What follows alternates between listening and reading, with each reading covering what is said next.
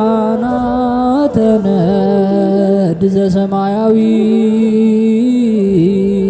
ማይፈድ በእንተ በግዑ እቀብዋ ነዛቲ ያዘድ።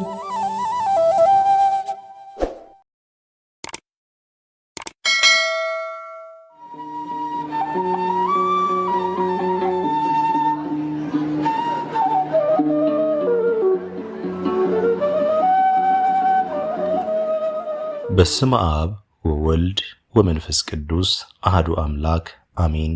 ሰላም እንደምን ቆያችሁን ውድ የሊቃናት ሚዲያ ቤተሰቦቻችን፣ አሜን። የእግዚአብሔር ስሙ ከዘላለም እስከ ዘላለም የከበረ የተመሰገነ ይሁን።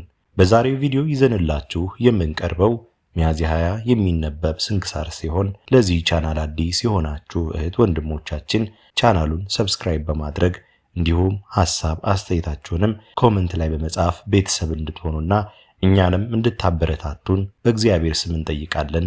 ወደ ቪዲዮ እንሂድ። መልካም ጊዜ። ሚያዝያ 20 የሚነበብ ስንክሳር። ዕረፍቱ ለቅዱስ በብኑዳ።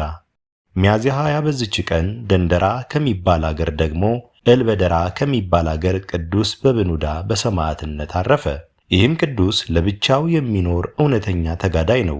የእግዚአብሔር መልአክም ተገልጦለት የመቀደሻ ልብስ ለብሰህ ወርደህ ለመኮንኑ ተገለጥለት አለው። በዚያ ጊዜ መኮንኑ አርያኖስ ከመርከብ ወርዶ ወደዚያች ሀገር ወደብ መድረሻው ጊዜ ነበር። ይህንንም ባህታዊ ፈልጎ አላገኘውም ነበር። እነሆ ቅዱስ በብኑዳም በፈቃዱ ወጥቶ ወደ መኮንኑ ሄዶ በክብር ባለቤት በጌታዬ ኢየሱስ ክርስቶስ የማምን በግልጥ እኔ ክርስቲያን ነኝ ብሎ በታላቅ ቃል ጮኸ። መኮንኑም ፈልጎ ያጣው የታወቀ ባህታዊ መሆኑን ባወቀ ጊዜ እንዲያሰቃዩት በእግር ብረትም አስረው ከጨለማ ቤት እንዲጥሉ ታዘዘ። በዚያ ጊዜም ብርሃን ወጣ። የእግዚአብሔር መልአክም ከሕማሙ ፈወሰው፣ አበረታውና አጽናናው። በዚያችም ሀገር ስሙ ቄርሎስ የሚባል ምዕመን ሰው ነበረ። ከእርሱ ጋር ሚስቱና 12 ጎልማሶች ልጆች አሉ። እነዚህን ሁሉንም የከበረ በብኑዳ አስተማራቸው፣ አጽናንቷቸውም ራሶቻቸውን ቆረጧቸው። በሰማዕትነት ሙተው አክሊልን ተቀበሉ። አርያኖስም ተቆጥቶ በቅዱሱ አንገት ከባድ ድንጋይ ሰቅለው ወደ ባህር ይጥሉት ዘንድ አዘዘ። በእግዚአብሔር ኃይልም ከድንጋዩ ጋር ዋኘ። ደግሞ ከሰሌን ዛፍ ላይ ይሰቅሉት ዘንድ አዘዘ። ያችም ሰሌን 12 ዘለላን አፍርታ ለመጪው ትውልድም መታሰቢያ ሆነች። ከዚህም በኋላ የከበረች ራሱን ቆረጡት፣ የሰማዕትነት አክሊልን ተቀበለ።